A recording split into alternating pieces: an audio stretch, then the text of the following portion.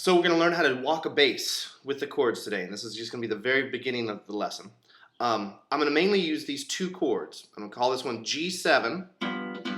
Now instead of having a big old chunky G7, I'm going to keep my second finger here in the bass, and that's the G, and I'm going to skip the fifth string, get in the F, which is the flat seventh, or the funk note, and the major third, which makes it major. So these are my guide tones. The third and the seventh. If you don't know that definition, well, there you go. You just learned it. The third and the seventh are the guide tones because they guide you through the harmony. This would be a major seven. This would be a dominant seventh. This would be a minor seventh. But all I really need to be able to hear are these notes. Major seven, dominant seventh, minor seventh. Because as long as the G note's there. So I'm going to make this G7, and it's just an abbreviated version of this. I just don't have that big chunky root fifth there. So just 3x, 3, 4, and then XX on the tippy tops. Notice I'm going to hit the thumb, hits the bass note, and then these two fingers pinch the third and fourth string. So that takes care of the chord on the sixth string. That's a G7. And then right above it, and by above I mean below it, going up, is C minor 7. Just like how a G7 becomes C minor 7th on the fifth string, well, the abbreviated version of G7 becomes the abbreviated version of C minor 7th. Here, once again, notice I don't have that root fifth, and I don't have the tippy top string. So just, now my fingers here have changed to the third and second string. Cool?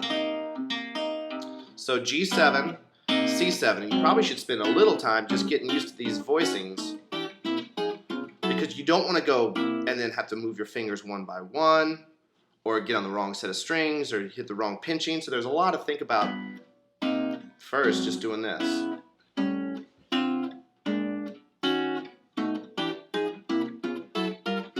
can come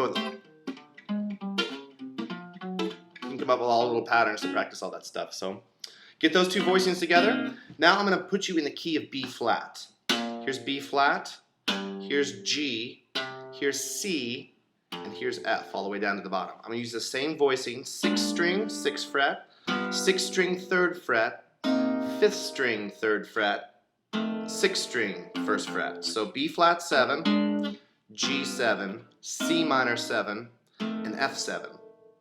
Now I'm going to put little passing chords, because if these are going to be my target tones, the furthest you can be away from a right note is a half step, but it's also the best way to lead into a note, because it's the most amount of tension leading to the most amount of resolution. So I'm going to start with 1, and on beat 2 I'm going to put A flat, and then into G. Then I go what I call catty corner, like jaywalking across the intersection, and go from G7 up to C sharp, or D flat minor 7, C minor 7, catty corner the other way, G flat 7, F 7. Now I want to target 6, B flat, so I start above, B7. So this is all, it's all about target notes. These are my targets. And on the off beats, I'm going to put a half step above it. Above. And I'm just pinching right now. We'll talk about the right hand thing. Right now I'm just pinching. Making sure you jump sets of strings here.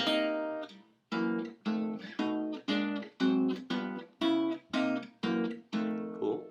Then I'm going to even take the chord away, because all I really need is just that bass note. Note, chord, note, chord, note, chord, note, chord, note, chord, note, chord, note, chord. So all those are approaching these target tones, 1, 6, 2, 5, for those of you who are counting. It's a 1, 6, 2, 5, or a turnaround. It's a jazz turnaround. And instead of approaching from above, target, above, target, above the target, above, I'm going to approach below. Below. And I'm just going to do a note, especially here, because it's going to be an open E string. So to try to get that E7 chord in, it's possible, but it's a little silly there. And then below, we're going to go 5 into B flat. So it's all about chromaticism so far. Half steps. Note, note, note.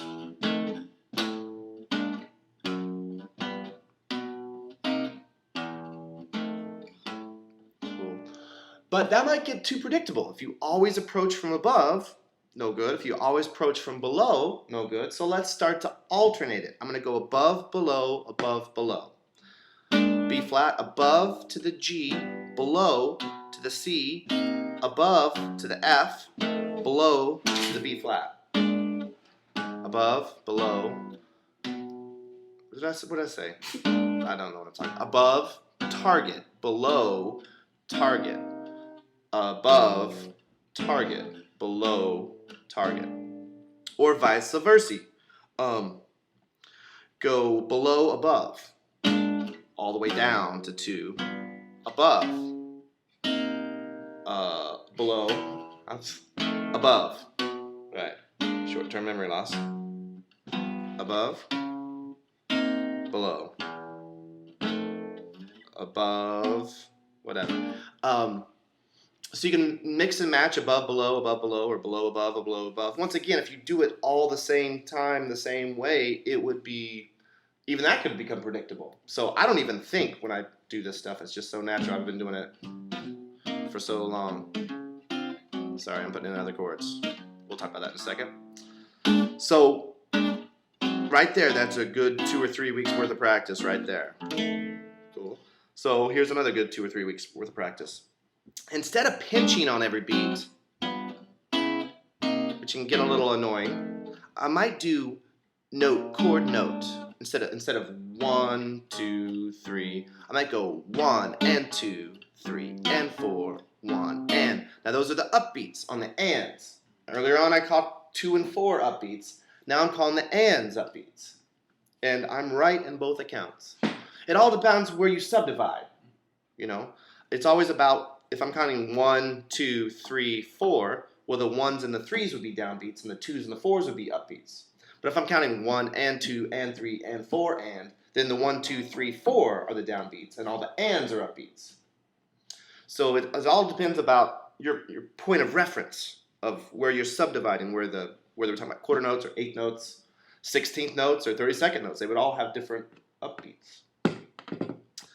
Anyhow, so this is on the off beats or on the ands. We'll just put it that way. 1 and 2, 3 and 4, 1 and 2, 3 and 4. These are all above because the last thing I want to do is think about 2 things at once. And now I'm worrying about this hand, so I want to make this hand as easy as possible.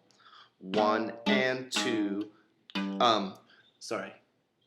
Note, chord, note, note, chord, note, note, chord, note, note, chord, note, note, chord, note, note, chord, note, note, chord, note, note, chord, note. The other way around. I'm going to go below on each one.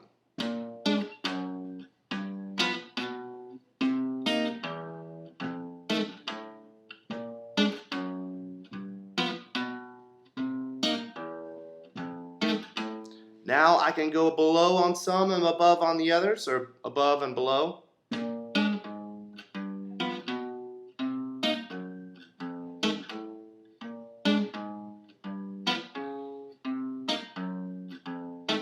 Just mixing and matching at my leisure. Now I can mix and match between on the beat, beat, beat, beat, beat, beats, and off the beat. So I can go beat, off, beat, off. Sometimes I do the chords. Don't mean to be doing that. I don't mean to be switching chords on you yet. That's the next step. So now I can take not only whether I'm going to do a passing chord or just a passing note.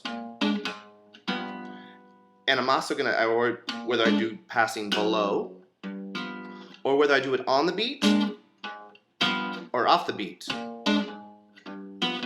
And just practice all the little variations you can think of, and then forget everything and just try to react after about 2 or 3 years of doing this.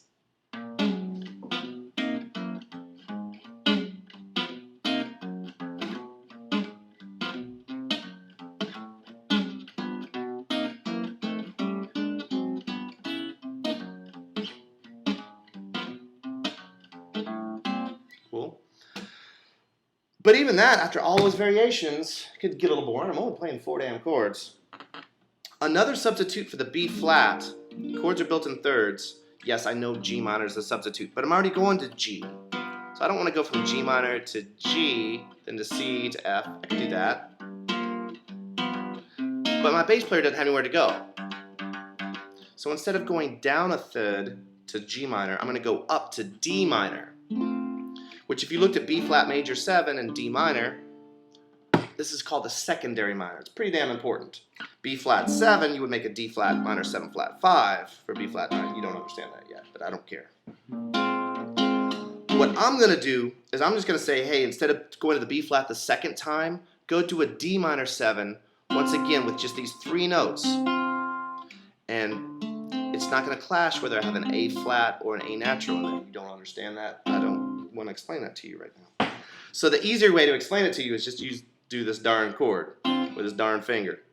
So the first time I'm going to go B flat, G7, C minor, F7. But the second time I'm going to go D minor, G7, C minor, F7. And that keeps the monotony, just breaks it up a little bit more. Instead of going boom on cantor, we want cantor, we want cantor, we want cantor.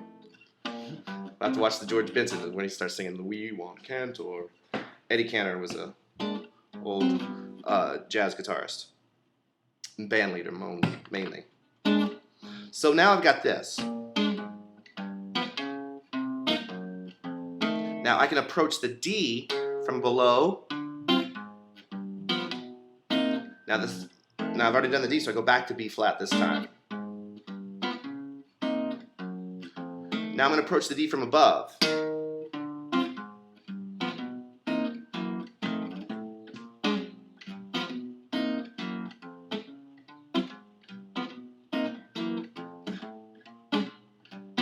There's real staccato there. I'm trying to get my bass notes to ring as much as possible. I want it to sound like 2 different instruments. So I don't want the bass to go. It's not very smooth. But I kind of want the chords to sound like they're doing that. Because actually I don't have well, I do have a choice. I could hold the chord and move with a different finger. You don't want that choice. That'd be too hard for you anyhow right now. But keep that in mind that we might do that. We might want to get this legato later. But right now, just focus on getting a good legato bass note.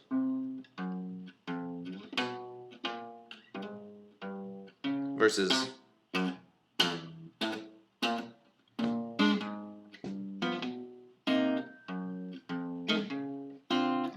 whenever I want to add emphasis, I just put chords on everything.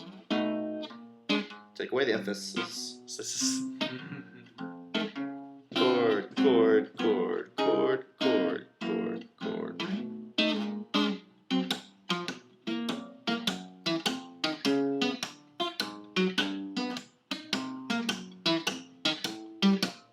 Cool.